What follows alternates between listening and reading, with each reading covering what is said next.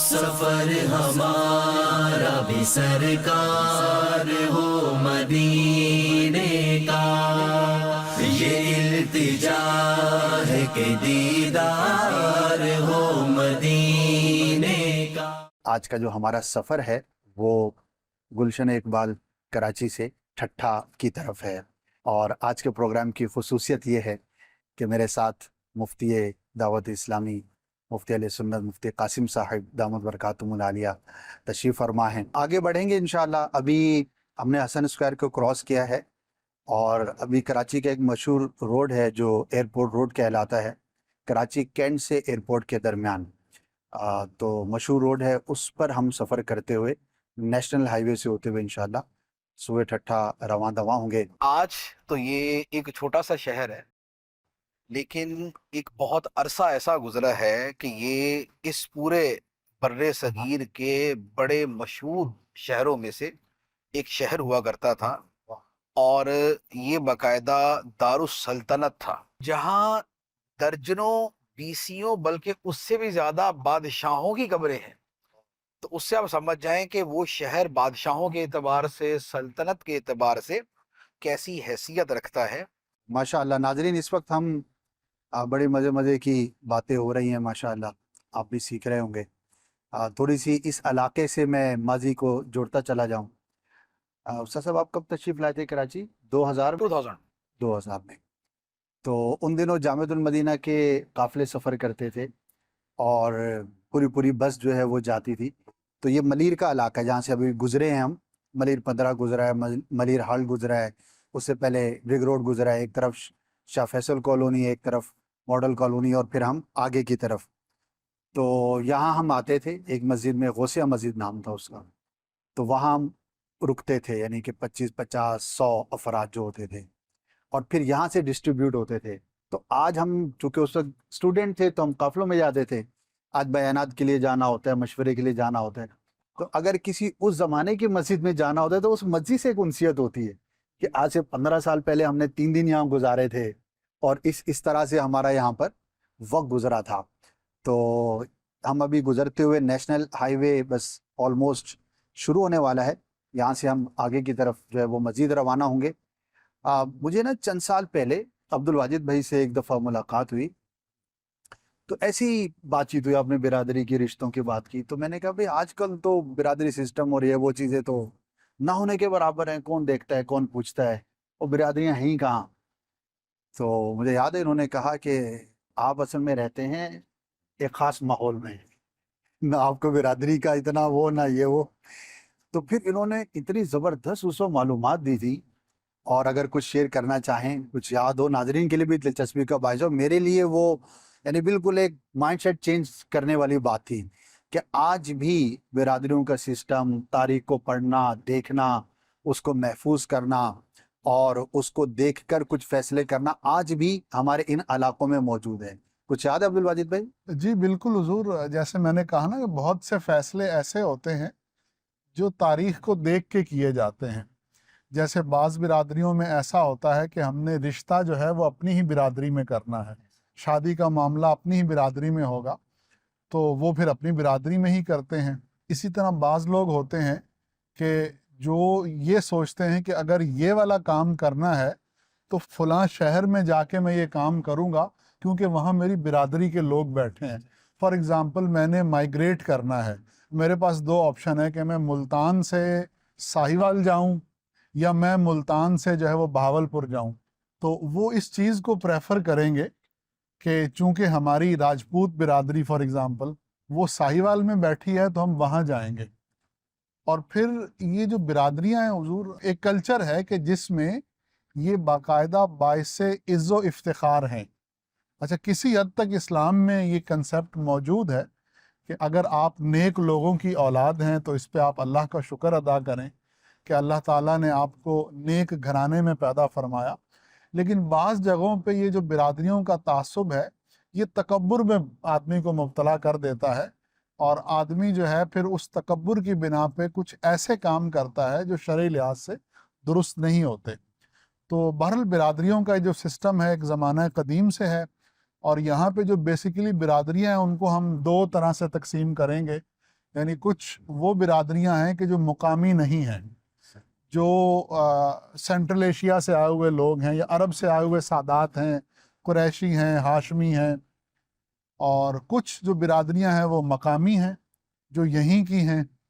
تو اس میں پھر جو اس علم کے ماہر ہیں تو انہوں نے بہت سی نشانیاں بتائی ہیں کہ عموماً جو یہاں کے لوگ ہیں تو ان کی رنگت اور ہے، اور جو باہر سے لوگ آئے ہیں وہ ذرا رنگت ان کی صاف ہوتی ہے، ان کے ناک اونچے ہوتے ہیں، وہ سامیون نسل ہیں، اور آرینز بھی جن کو کہا جاتا ہے۔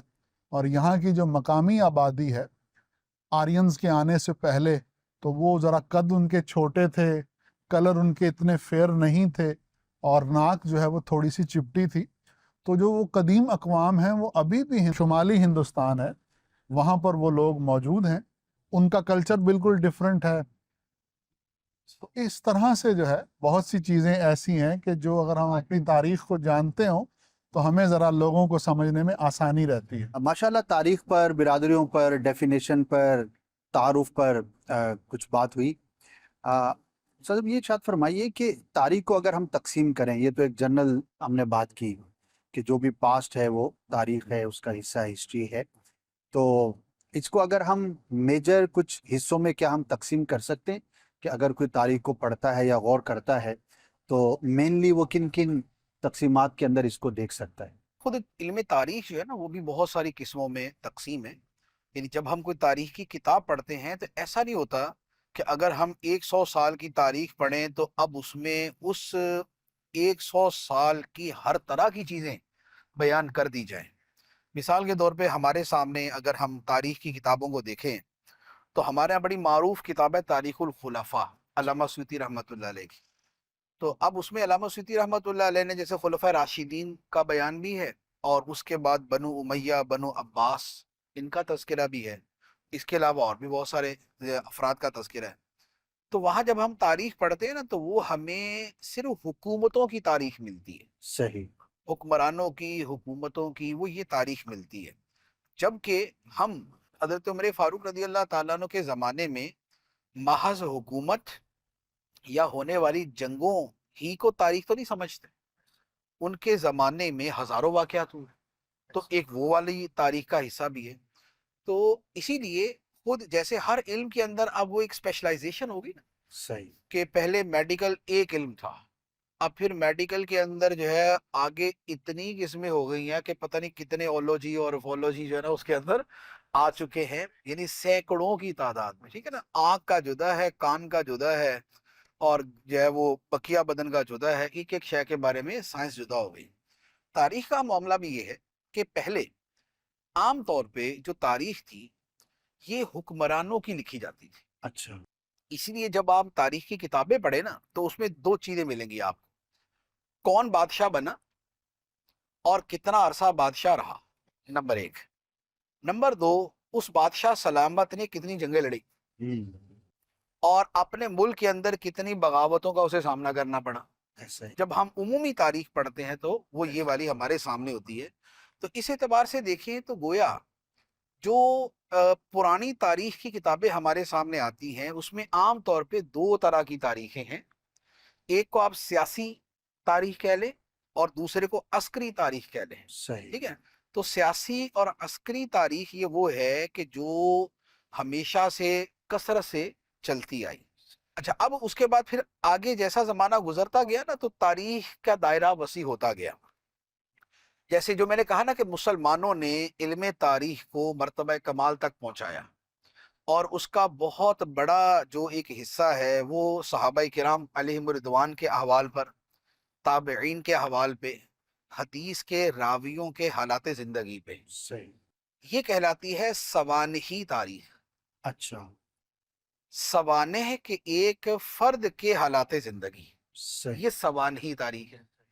اچھا، اسی کے اندر جو سیرت کا چیپٹر ہے کہ نبی پاک صلی اللہ تعالیٰ علیہ وآلہ وسلم کی سیرت مبارکہ پر جس قدر بھی کلام کیا جائے گا وہ اپنے اصل کے اعتبار سے سوانحی تاریخ میں آئے گا۔ اچھا۔ یعنی شخصیت، صحیح۔ شخصیت کی اس کی جو ہے وہ سیرت اور ان کی حالات زندگی کا بیان ہوگا، تو یہ ہے سوانحی تاریخ۔ صحیح۔ اچھا، اب جب آپ سوانحی تاریخ کو دیکھتے ہیں تو اب دنیا میں خواہ وہ کسی دنیا دار کی حالات زندگی ہیں، یا وہ دیندار کے حالات زندگی ہیں، یا وہ نبی کے احوال ہیں، اور یا وہ نبی کے جو مد مقابل افراد ہیں ان کے بارے میں معلومات ہیں، یا وہ کسی فیلڈ کے ماہرین کے حالات زندگی ہیں، جیسے علم فقہ کے اندر ہم کہیں گے امام اعظم ابو حنیفہ، امام مالک، امام شافعی، امام احمد.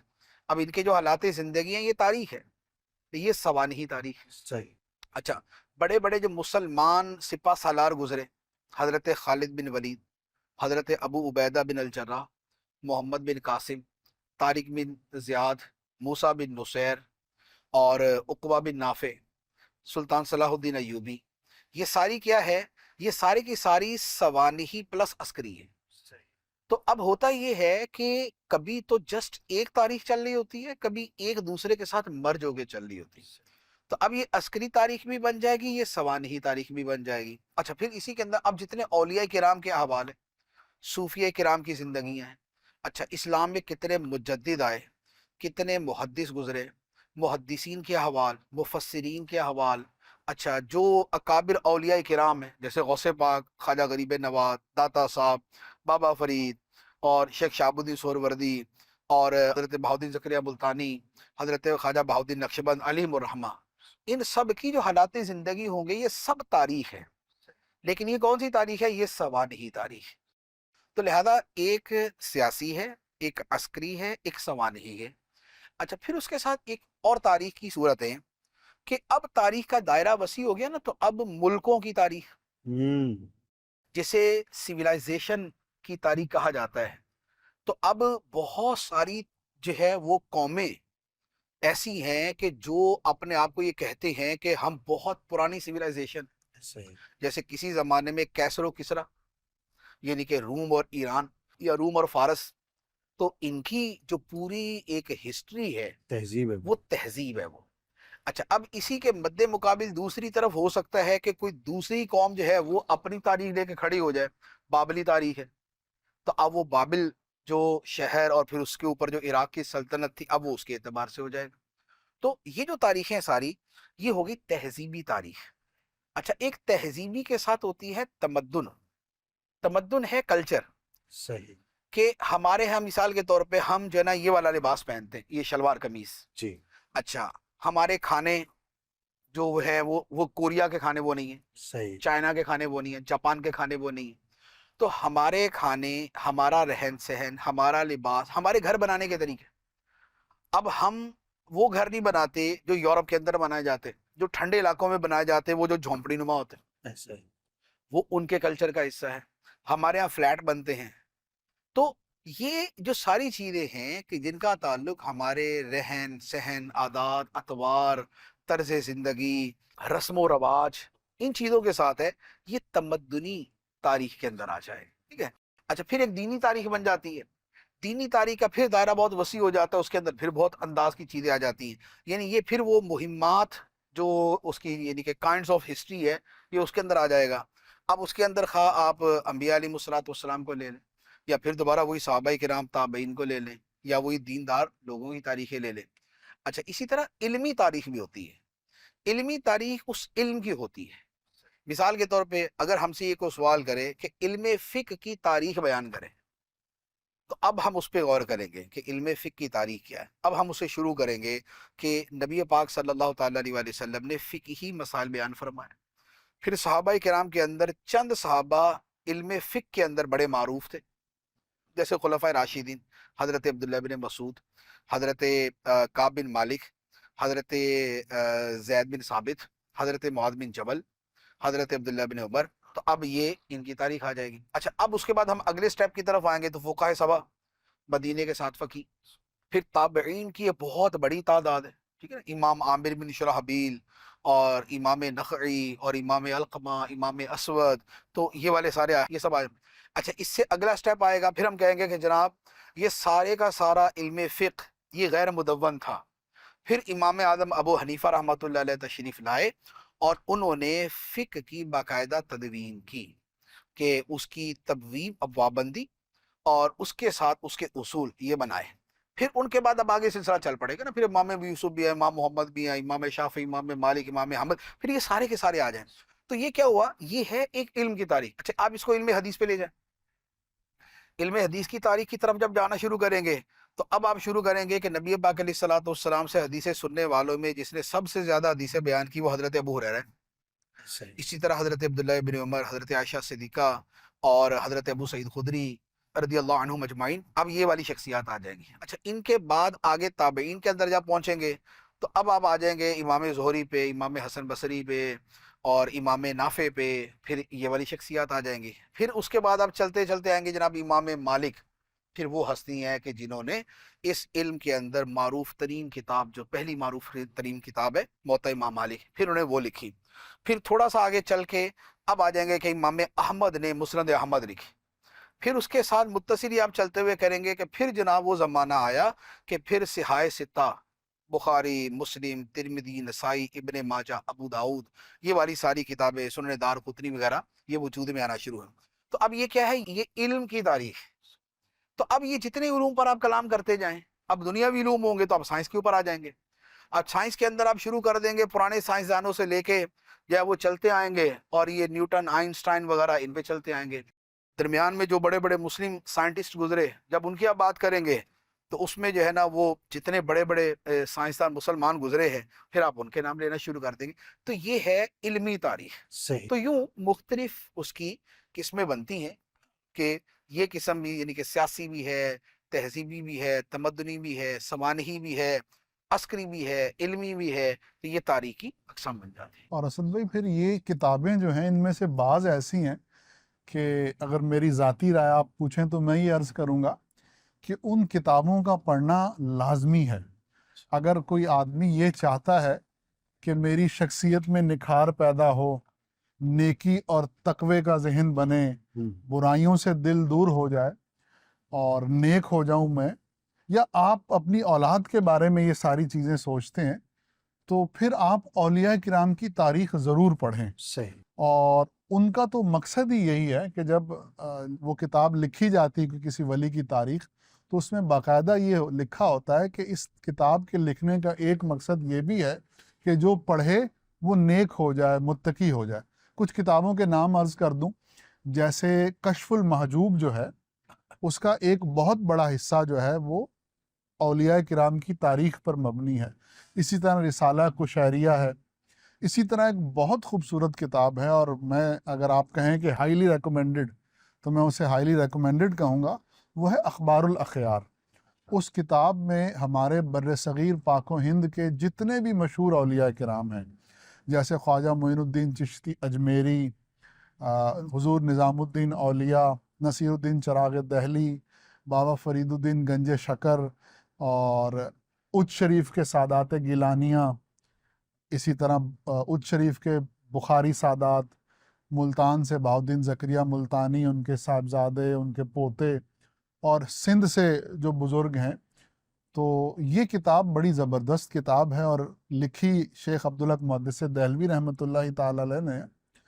اور بعض بزرگ تو اس کتاب کا باقاعدہ وظیفہ کرتے ہیں. اچھا. اور اپنے سرانے رکھ کر سونا بزرگوں کا یہ طریقہ رہا ہے. سبحان.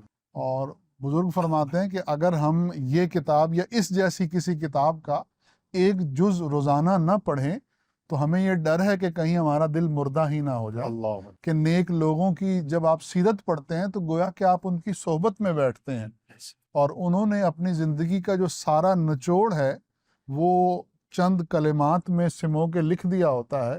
تو جب وہ آپ پڑھتے ہیں تو آپ اپنے اندر ایمان کی تازگی محسوس کرتے ہیں اور عمل کا جذبہ محسوس کرتے ہیں کہ ہم بھی ان کی طرح نیک ہو جائیں، دین کا کام کریں، لوگوں کو نیکی کی دعوت دیں اور دین کی طرف لے کر آئیں. تو یہ کتابیں ضرور پڑھنی چاہیے. ماشاء اللہ. اسی کے اندر پہلے سب سے مشہور نام ہوتا ہے تذکرۃ الاولیاء. وہ یوں کہہ لے کہ جو دعوت اسلامی کے اندر اور ہمارے لوگوں میں جو معروف نام تھا وہ تذکرۃ الاولیاء کا تھا. ہاں یہاں پر ایک بات میں عرض کروں گا کہ یہ جتنی بھی تاریخ کی کتابیں ہوتی ہیں نا، خواہ وہ اولیاء کرام کے حالات کے بارے میں ہی ہو، تو اس کا مطالعہ کرتے ہوئے نا کسی عالم سے رابطہ ضرور رکھنا چاہیے. اچھا. کیونکہ لکھنے والے بھی بعض اوقات لکھنے میں کمی بیشی کر دیتے صحیح. اور اسی طرح بعد میں اس کو کاپی کرنے والے، نقل در نقل آگے چلانے والے، ان کی طرف سے بھی کہیں کمی کوتاہی ہو جاتی ہے۔ تو بعض اوقات کتابوں میں ایسی باتیں ہوتی ہیں کہ جو شریعت کے معیار پر پوری نہیں اترتی، تو صحیح، ان کے لیے پھر ضروری ہوتا ہے کہ وہ باقاعدہ جو ہے وہ کسی نہ کسی عالم سے رجوع کیا جائے۔ اللہ اکبر۔ مفتی صاحب، عالم کی اہمیت کا اندازہ ہر مسلمان کو ہونا چاہیے۔ یعنی ابھی دیکھیں تاریخ کی بات کر رہے ہیں ناظرین، لیکن دیکھیں تاریخ پڑھنا بھی کسی عالم کی صحبت کے ساتھ ہی زیادہ مفید ہوگا۔ اور واقعی کیونکہ ہم مسلمان ہیں نا، ہم کچھ بھی کریں، کچھ بھی پڑھیں، ہم چاند پہ چلے جائیں، ہم زمین پہ رہیں، ہم پانیوں میں ہوں، ہم کہیں بھی ہوں، تو اینڈ کیا ہے کہ میرا یہ جو کام ہے وہ پڑھنے کا ہے، لکھنے کا ہے، یا کرنے کا ہے، یا نہ کرنے کا ہے، تو وہ اللہ کی رضا کا باعث کب ہوگا؟ جب وہ شریعت کے مطابق ہو۔ یا میں 2 باتیں عرض کروں آپ کو۔ نا واجد بھائی نے کتابوں کے نام دیے نا، تو اس میں آپ کو بہت مفید کتاب کا نام بتاتا ہوں۔ ایک تو یہ ہے کہ شرعی اعتبار سے بھی اس کو چونکہ بہت جانچ پرکھ کر کے اور چیزوں کو دیکھ کر اسے پبلش کیا گیا ہے، تو لہذا یہ والا مسئلہ وہاں پر پیش نہیں آئے گا۔ وہ ہے اللہ والوں کی باتیں۔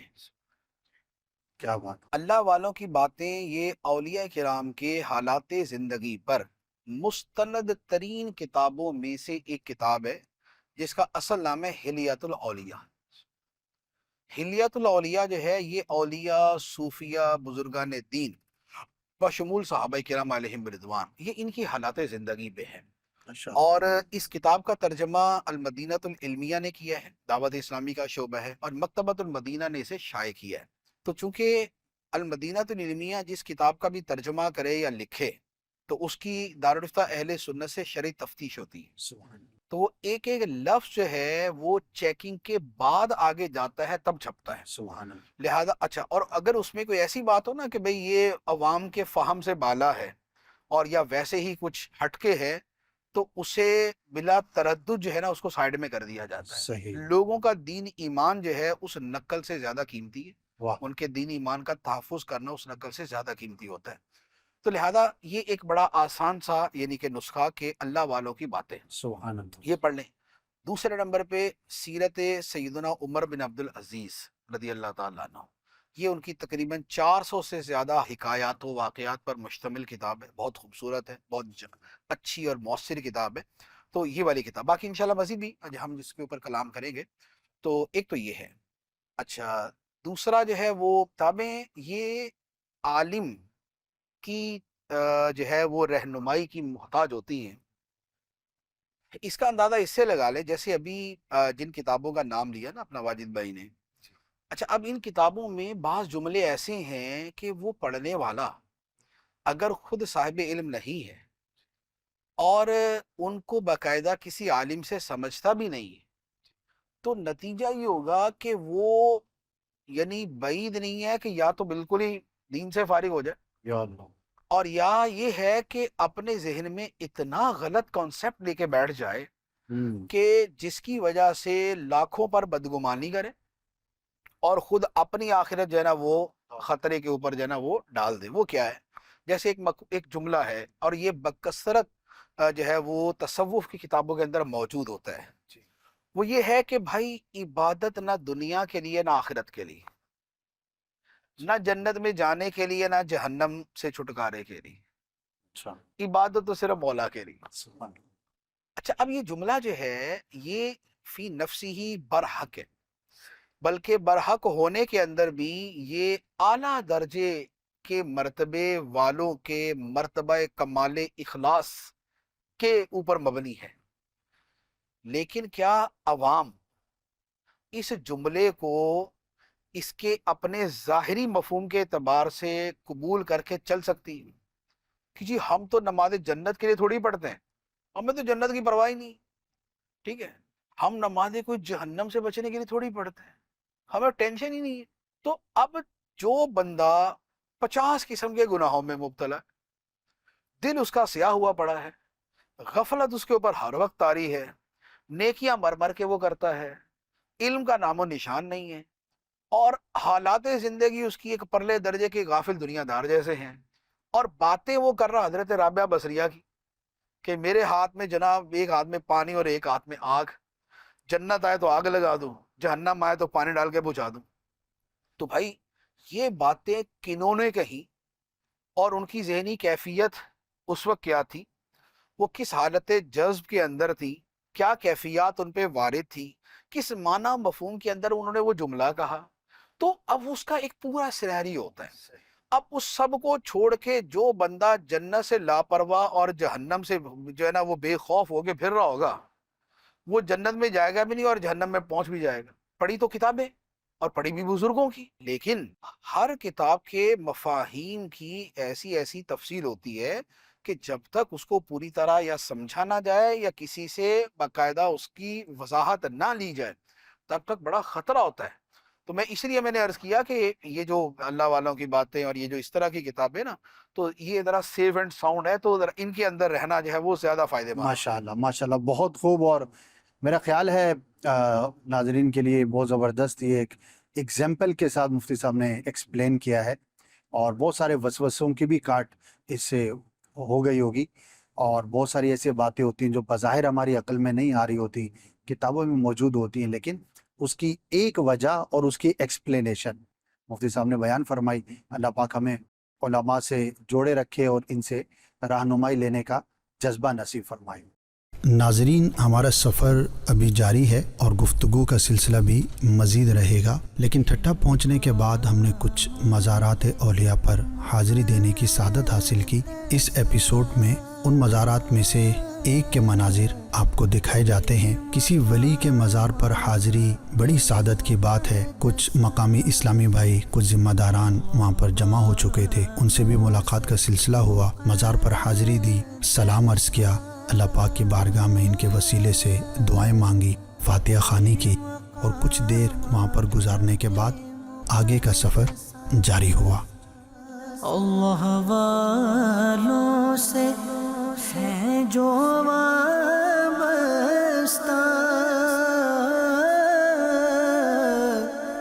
है मकामाते मुक़द्दसा।